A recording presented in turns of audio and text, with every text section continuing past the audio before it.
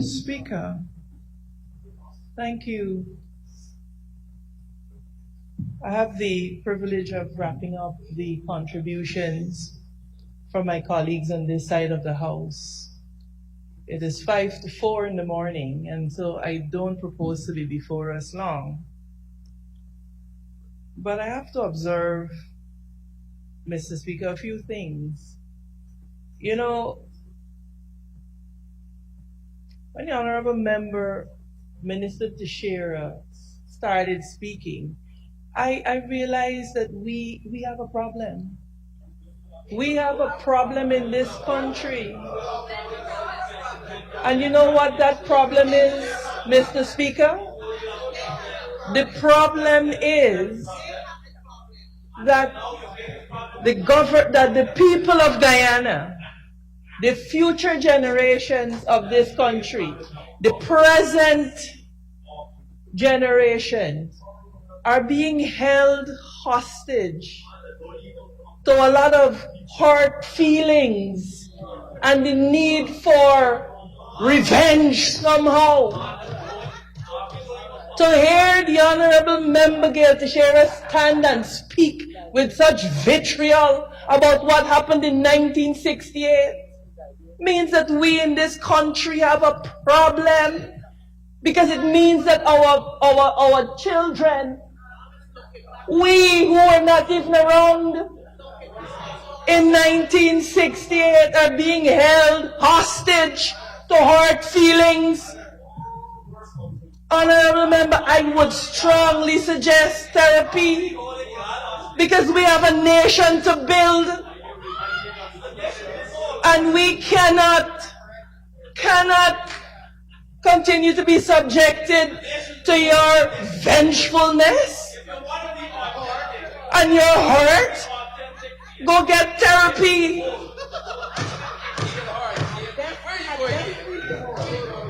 Mr. Speaker, I ask the young lady to withdraw her comment. Why? At 4 o'clock in the morning, I think she should be some restraint. Minister, you had an opportunity, another proper point to order. This is the Go point. ahead, She makes my point very well, Mr. Speaker. There's a level of vitriol that we felt all the way across here. And so, you know, Mr. Speaker, this nation is in a crisis. Mr. Speaker, I will say that the conundrum that the Honorable Member before me admitted to is the cognitive dissonance that has been caused by the very erudite and sound arguments of my colleagues on this side of the House. And so they hear sense on this side.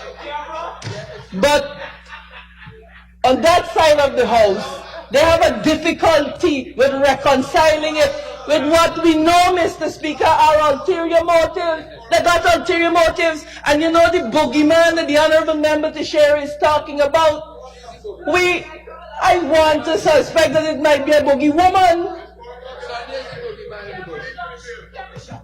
On a point of order, Mr. Speaker, the Honourable Member cannot impute improper motives to the members of the government, members of this House. I don't recognize your point of order. Boogeyman is something. Go ahead, Honorable. Thank you, Mr. Speaker. Mrs. Speaker, you know, she spoke about the boogeyman, for example. Mr. Speaker, the reality of it is that we have the very recent example of the PAC that my colleague Mr. Duncan referred to. The Honorable Member came with the same righteous indignation. If you all remember that? Right? She spoke about the same boogeyman and that there is no ulterior motive. And a year later, what has happened? The PAC has been decimated. It is a shell of its former self. So the Honorable Member must forgive us if we are not quick to agree with her because we have the benefit of experience. And so, Mr. Speaker, I will say this because I will address each member in turn. The Honorable Minister Manik Chan, you know what is important? Mr. Speaker, what is important more often is what is not said than what is said. And in her presentation, there appear to be some material omissions. Correct. Yes. Correct. Some material omissions, and one must wonder why. One must wonder why. Mr. Speaker, there is no doubt that this amendment seeks to increase control over the Council of the University. It is obvious. But, Mr. Speaker, you know what is important, and the Honorable Member Mahipal made the point that from 2020 to now, certain positions have not been filled. Well, it is important to note, Mr. Speaker, that this would have been the case from 2016 because then they were in opposition and they did not appoint an opposition nominee. And so here is the dilemma, Mr. Speaker. You have a government that has failed to demonstrate commitment with the existing numbers, but are proposing to increase the numbers. Make that make sense. Make that make sense, Mr. Speaker. And this is why we know their motives might very well be sinister. That's right. Because you don't show up, but then suddenly... Mike, none of this is Mike is sinister. Not like you did. You have demonstrated no commitment, but suddenly you want to increase the numbers. As if to suggest to the people of Guyana that an increase in numbers will somehow cause you to be committed. And it just might, Mr. Speaker, because guess why? With the current configuration, the persons appointed by the minister alone will form a majority. And so this is why they haven't been participating. Because they do not participate in anything that they cannot utterly control and dominate. And so that is the sinister motive that might very well be there, sir. So we're not going to participate because we don't have a majority and we can't control it. And you know, the Honorable Member Ramson, with his garrulous loquacity,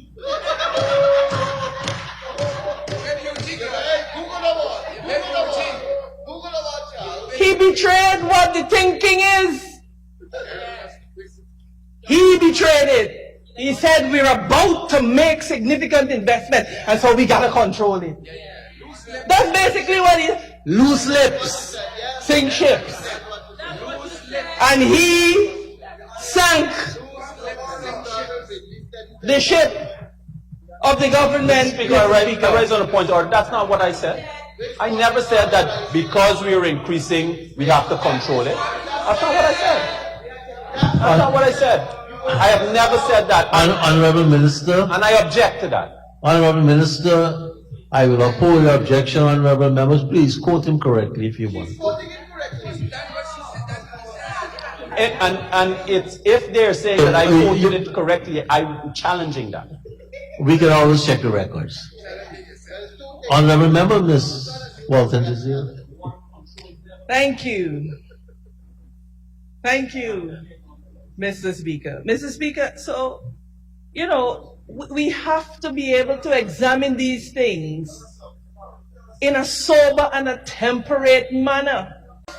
Madam Gail Teixeira, Honorable Member, we have the Honorable Charles Ramson, who stood here and said that he has been privileged to attend first-class universities in London, etc., I'm supposing. And he was very loud in the praise for the university, but what he fails to recognize is that those universities have those standards primarily because they're not interfered with by governments. That is why, and the Honorable Member Gail Teixeira comes to this house to say that because the government is providing the resources, that because the government is providing the resources, they are somehow entitled to fiddle with the constitution of the council. When, Mr. Speaker, if we are going to be transparent, that draft legislation that Mr. Mahipal spoke to in this house indicates that an acceptable measure of reporting is to lay a report in this house, much like many other agencies. So for the Honorable Gail Teixeira to stand there to tell us that because we are giving the university money, we have to be able to fiddle with the composition of it is disrespectful to our intelligence, Mr. Speaker. I take great objection to you imputing that she's saying that you were saying that she said the government can fiddle with the composition. Please, I'm guiding. please, she's here too long for me to allow you to impute. No, Mr. Speaker, that is For me, perfectly fine. fiddling has some other connotations. Please. I withdraw the word. Thank you very much. You're welcome, Mr. Speaker. So we cannot assume that because you provide resources, you are at liberty to commit certain acts. So, Mr. Speaker, the Honorable Member Minister Manik Chand, and in the interest of time, I will hurry it up. You know, Mr. Speaker, when the Honorable Member was speaking about the appointments by the Chancellor, she made note, Mr. Speaker, that certain appointments were not made. That's right. She said that these appointments were vacant. What she did not say was that it was for the reason that the Honorable Mahipal spoke about. That some of these institutions from which the appointees were to come. You're imputing. If she didn't say, please, don't put an interpretation on what she didn't say as Mr. a Chair, particular motive. No, Mr. Chair, I am making a statement of fact. When she spoke about the non-appointment by the Chancellor, she did not indicate that the non-appointment was as a result of what Mr. Mahipal pointed out. No, but that you're speculating. You're trying to draw. No, please. Mr. Speaker, I think I have made the point. I will make the point this way. Mr. Mahipal stated in his debate that at least two of the organizations that the Chancellor is required to appoint from are no longer in existence. That's why you appointed 4 instead of 6. And this is the reason why 4 instead of 6 were appointed. But we would not get that, Mr. Speaker, from what was said. And you see, those omissions, wittingly or unwittingly, are problematic. Mr. Speaker, I want to move on to address the issue that was raised about studies not being carried out. Instead of griping about studies not being carried out, fund the studies. Fund the universities. That is how it works. We now have resources that we have never had before. And you come to complain that the university has not done this research and has not done that research, as if to suggest that that would justify you adding persons that we are not sure will contribute to the academic management of the university is problematic. And once we're talking about appointments, Mr. Speaker, the fact that we in this House are expected to believe, given what the government has said, that appointing all of these people will somehow result in the academic enhancement of the council. That burden has not been discharged, Mr. Speaker. And to add, if political influence and partisan politics was not the motivation, then you could simply require the chancellor, if it is a certain caliber of people that you want, you prescribe the chancellor's discretion. Why wasn't that done?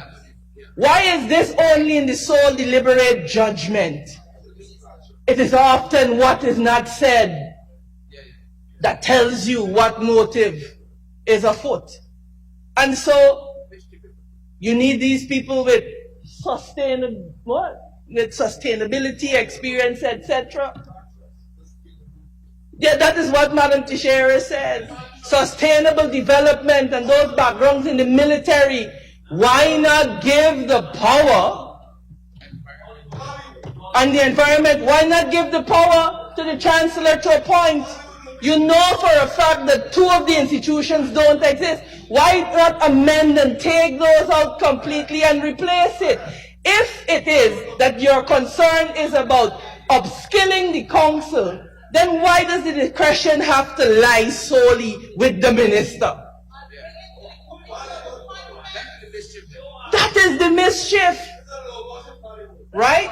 That is the mischief, Mr. Speaker.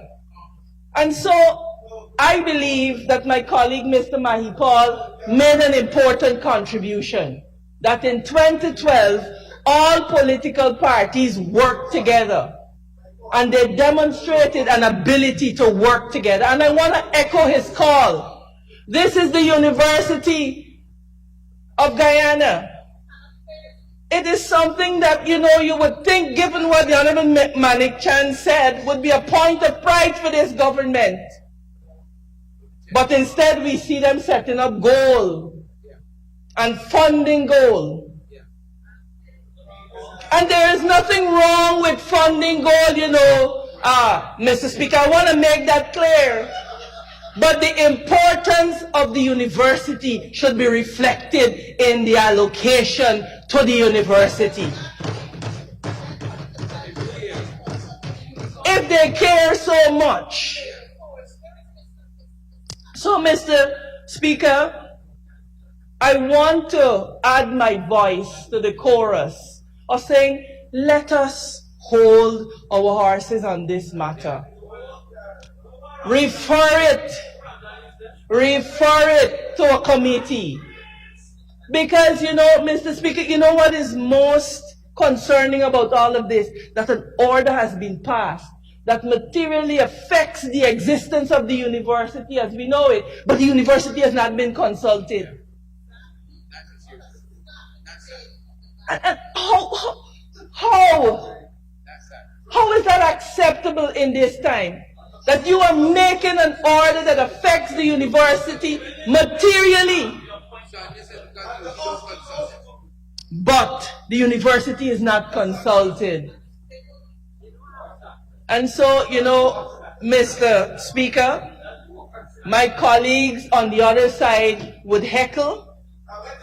My colleagues on the other side may make light of this. But Mr. Speaker, we on this side of the House, we understand the seriousness of it.